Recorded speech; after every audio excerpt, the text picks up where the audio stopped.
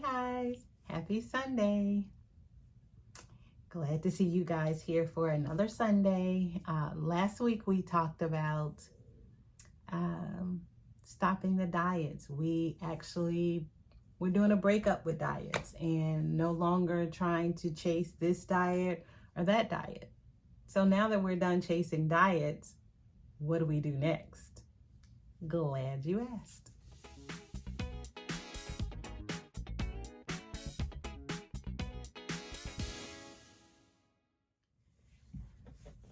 So, who do you use for your diet advice?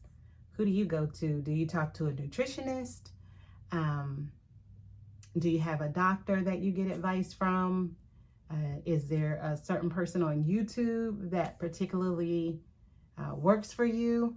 I have tried all of them. I have tried several nutritionists. I have tried talking with my doctor. And I have also looked at a bunch of YouTube videos and different doctors and different specialists who talk about eating a certain way. And there's only been one or two that I've actually found that eat in a way that aligns with how I now eat. One thing that I found in common with everybody that I tried or have listened to was they did not address my particular issue, which is having a food addiction, being addicted to sugar. Now, there are a ton of videos on sugar addiction challenges, no sugar challenges, talking about the different types of sweeteners. There are tons of videos on that. And that's a good thing because that is what we are going to be addressing all next month, is the fact that when we consume sugar, even though we're eating healthy and those who are food addicts or sugar addicts like me, when we consume sugar in any form, it gives a dopamine hit. It excites my brain. It causes me to want more. So then what the nutritionists and the doctors that I've been in contact with haven't understood is that you make suggestions like protein shakes that have a paragraph full of added chemicals and preservatives.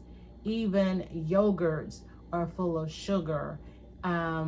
There are so many things that, like the sugar-free craze that we are in, is still sweetened with something.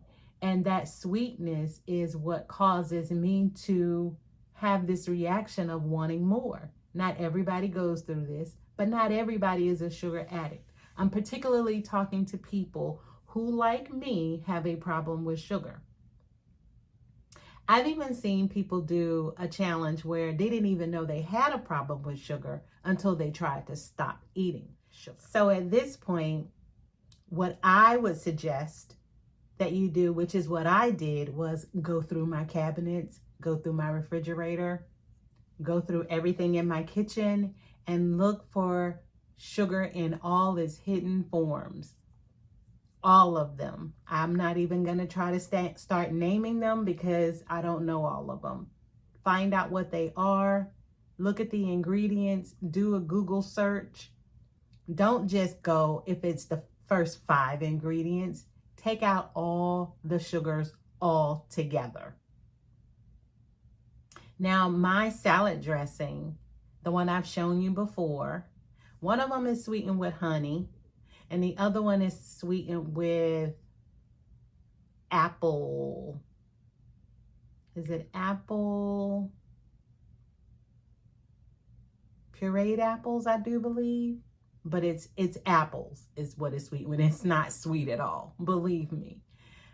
But what it's done is it's helped me to die down from all the sugar that I was consuming.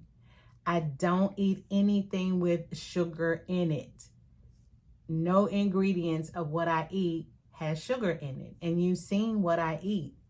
Sweet potatoes are so much sweeter now. fruit is so much better now. That's all I need, because my taste buds have become sensitive to other things that are sweet, because it's not, my palate is not hyper sweetened. It's now back down to a level where I can enjoy what God created to sweeten my palate with. That is what we want. We want to be able to eat food that God created that really doesn't need an ingredient list at all. If it does, it's minimal. And if it's a paragraph, it's not God created. That's created in somebody's factory.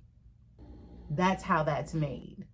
They may have started off with something that God created, but they altered it to the point to where it is no longer considered a food. If it sits on a shelf and it doesn't,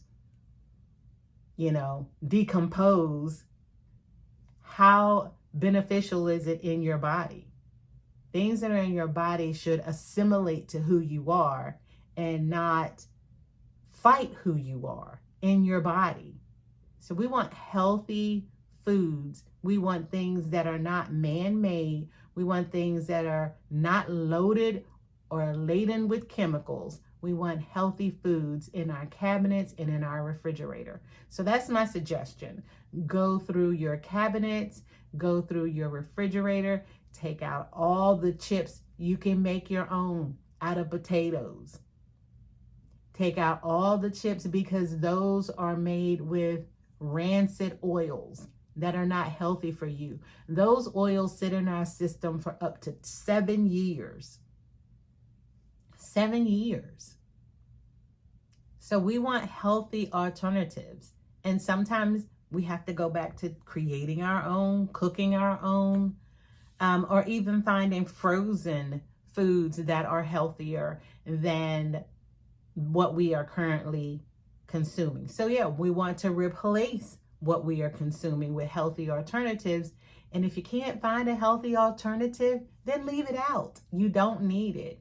Once your body gets back to eating in a natural state, you'll find that you're getting all the nutrients that you need, and you are no longer hungry or looking for something else to eat. If you are still looking for something else to eat, that's because you're looking for God.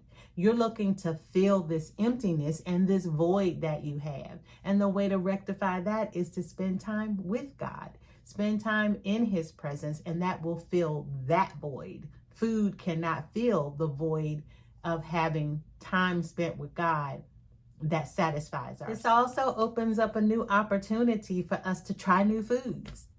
I could eat the same old thing over and over and over again and not be bored.